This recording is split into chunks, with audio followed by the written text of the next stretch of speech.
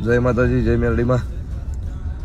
દરેક ભાવિ ભક્તોને જણાવવાનું કે પાંચમના દિવસે કોઈએ શબન અને ભળવણથી માતાજીના મંદિરે પૂછાવા માટે આવવું નહીં. મારા સંબંધ લઈને તમે આવશો ને, સંબંધીના કારણે હું તો વધાવો નાખીને કહીશ, પણ દુઃખ નહીં મટા. 100% મારા મેરડીના આવા મારા દોઢ છૂટેલા છે. એટલે સંબંધ માતાને લેવા દેવા નહીં. બધું માતાજીને મહેમાન હરખું આવે.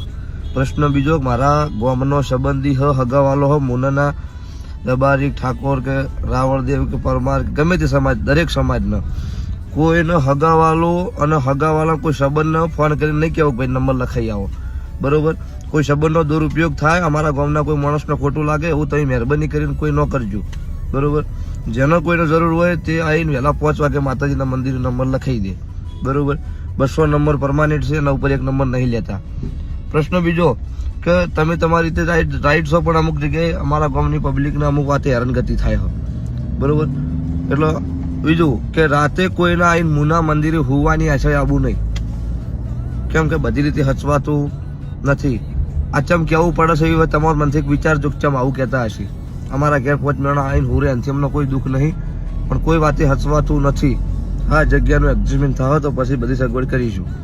એટલે દરેકને આ વિડીયો જેટલો બને એટલો શેર કરવો અને આ વાત મારી સહી મગજમાં રાખવી, દરેકના આનું પાલન કરવું. જય માતાજી, જય મેરડીમાં, જય કાળુ ભગતની માતા.